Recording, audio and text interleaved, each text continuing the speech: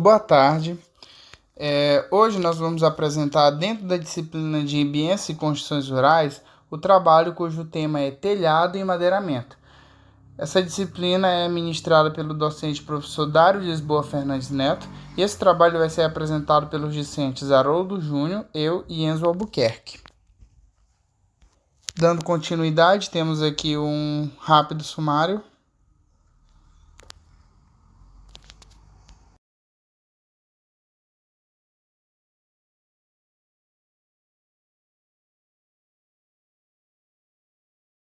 Bom, vou falar um pouco sobre o telhado, que é um revestimento descontínuo constituído de materiais capazes de promover a estanqueidade à água da chuva, repousados ou fixados sobre uma estrutura leve. Nós temos aqui, o telhado de madeira, que é um engradamento convencional, que ele exige um maior volume de peças, em comparação ao telhado de metal. Em que o telhado de metal, ele apresenta uma grande vantagem, porque a obra é concluída mais rápido em comparação ao telhado de madeira, além de mais durável, os tubos e perfis de aço, e suporta uma carga mais pesada. Então, o custo-benefício do telhado metálico é melhor em comparação ao telhado de madeira. Tipos de telhado. Temos o telhado simples ou de uma água com apenas um caimento, a cobertura de duas águas com dois caimentos, que esse é o mais convencional, Temos a cobertura de três águas com três caídas e a cobertura de quatro águas com quatro caídas. Para que fique um pouco mais explicativo, eu vou mostrar aqui as plantas de um telhado. Observem essas setas e vejam o lado em que a água escoa. Temos aqui o de uma água, o de duas águas, aqui o de três águas, o de quatro águas e o de diversas águas, onde o caimento é para todos os lados. Pode ver que nesse telhado nós temos o rufo, a cumieira, o espigão, o beiral, enfim. Agora eu vou falar um pouco sobre os materiais, da estrutura de suporte e peças complementares, do telhado de madeira. Temos as linhas, que são vigas horizontais, que têm a função de resistir aos esforços, da tração gerada pelo telhado. Os caibros, ou pernamancas, que são peças de madeira que sustentam as ripas do telhado, ou do assoalho. Nos telhados, os caibros assentados nas cumieiras, nas terças e nos freixais. No assoalho, apoia-se nos barrotes. Tipos de madeira geralmente aqui na minha região, é cupiúba, maçaranduba e angelim. O angelim é mais utilizado devido ao seu custo. Temos aqui as ripas, que são peças de madeira de pequena esquadria, pregadas sobre os caibros para a sustentação das telhas. Temos aqui a estrutura de suporte, de peças complementares do telhado de metal, onde podemos ver temos as ripas e os caibros, porém já são feitos de tubos de aço, onde vai promover uma maior durabilidade e resistência. Temos aqui a estrutura metálica espacial, que ela geralmente é feita de aço ou alumínio. O uso dessa estrutura metálica é bastante comum em edifícios industriais e em galpões, seja a forma de treliças planas e vigas. Adiante, nós temos aqui o sistema de cobertura multiviga, criado pela Gerdau em 1996. Esse sistema de cobertura ele é utilizado em vigas de aço. O sistema construído de multiviga ele é apto para qualquer tipo de telhado, principalmente o de cerâmica.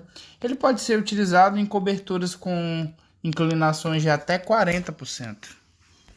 Bom, temos essa imagem ilustrativa de um soldador, só para exemplificar que assim como as peças estruturais de um telhado de madeira precisam ser pregadas para que elas se agreguem, da estrutura de metal elas precisam ser soldadas para que ocorra esse agregamento de uma peça com a outra. Vou falar agora sobre as partes constituintes do telhado e seus elementos. Estrutura de apoio, constituída geralmente por tesouras, oitões, pontaletes ou vigas, tendo a função de receber e distribuir adequadamente as cargas verticais ao restante do edifício. Falar agora um pouco sobre as tesouras. Primeiramente, as tesouras são a base do telhado, onde suportam toda a estrutura e é a base para a cobertura. Então, os tipos de tesouras são definidos pelas necessidades arquitetônicas do projeto e das dimensões de estrutura, podendo ser tesouras simples com asnas, tesouras com tirantes e escoras, tesouras com lanternim, tesoura sem linha, tesoura com mansarda, tesoura tipo Xide e tesoura de alpendre. Falar agora um pouco sobre o oitão. O oitão é a parte lateral onde se apoia a cumieira e cria a altura entre o telhado e o forro. Partes constituintes agora sob a trama, constituída geralmente por terças, caibros e ripas, tendo como função a sustentação das telhas. Falar um pouco agora sobre as terças e a cumieira. A terça, assim consecutivamente, as terças são apoiadas nas tesouras para a sustentação dos caibros paralela à cumieira. A cumieira é a aresta na parte mais alta do telhado e que é caracterizada pelo encontro dos telhados e suas divisões de águas. Caibros e ripas. Então, os caibros são colocados em direção perpendicular às terças.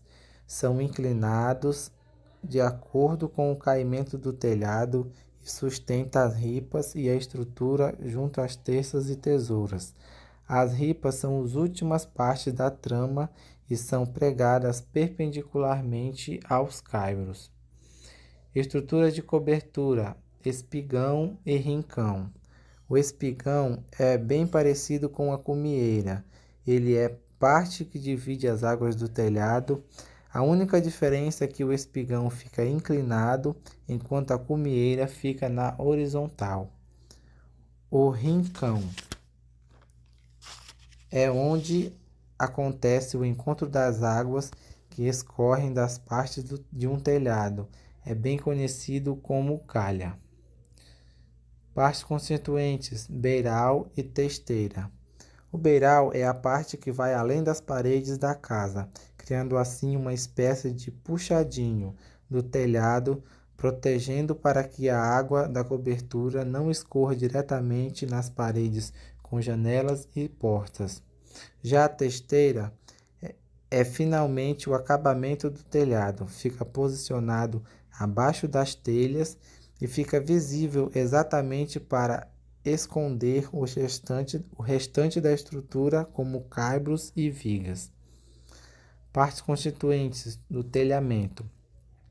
O telhamento é constituído por telhas de diversos materiais e dimensões, tendo a função de vedação.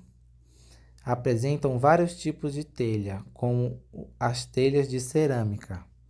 A telha de cerâmica é muito tradicional, presente inclusive em construções mais antigas. Seu principal benefício é a beleza, apresentando diferentes possibilidades de formato e efeitos. É um material durável, resistente ao fogo, de baixa manutenção e que possibilita diferentes inclinações, mesmo as mais íngremes. Telha de PVC ou plástico. A telha de PVC é um material mais recente com inúmeras possibilidades de formato. É relativamente durável e de baixa manutenção. A maioria dos modelos são leves, possibilitando diferentes inclinações e são resistentes ao vento. É um material mediano, uma opção barata em relação à telha de cerâmica, mas com menos durabilidade e eficiência térmica. Telhas de concreto. As telhas de concreto são recentes no mercado brasileiro. Assim como as de PVC, elas são uma opção mais barata que a cerâmica, mas que apresentam uma estática parecida. Ela absorve menos águas que a de cerâmica, mas como é mais porosa, exige manutenção em intervalos de tempos mais curtos. É uma telha com boa durabilidade e eficácia térmica, mas também muito pesada e pode quebrar com mais facilidade. Telhas de aço. As telhas de aço apresentam diferentes formatos, embora sejam mais contínuas. A qualidade varia de acordo com o material e tipo de telha, o que também torna variável os benefícios. A telha de aço que apresenta maiores vantagens para residências são as telhas tipo sanduíche, que possuem isolamento térmico e acústico mais eficientes do que os outros tipos de telhas de aço. Telha do tipo fibrocimento. As telhas de fibrocimento são um dos tipos de cobertura mais utilizados nas construções em nosso país. Elas são feitas a partir do processamento do cimento com fibras de amianto, o que traz maior flexibilidade para as estruturas. O telhado verde tem por objetivo a aplicação de vegetação sobre a cobertura de edificações que recebem tratamento adequado em relação à impermeabilidade, barreira anti-raízes e drenagem, favorecendo a eficácia do mesmo. Sistemas de captação de águas pluviais, constituídos geralmente por rufos, calhas, condutores verticais e acessórios, tendo como função a drenagem das águas pluviais. Agora vamos falar sobre alguns cálculos. Primeiramente, o cálculo da inclinação com telha de fibrocimento. A inclinação indicada pelos fabricantes para esse tipo de telha é de 10%.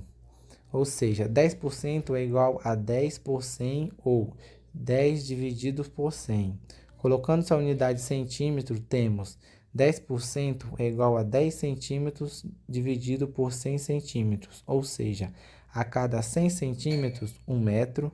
Na horizontal, o telhado sobe 10 centímetros na vertical.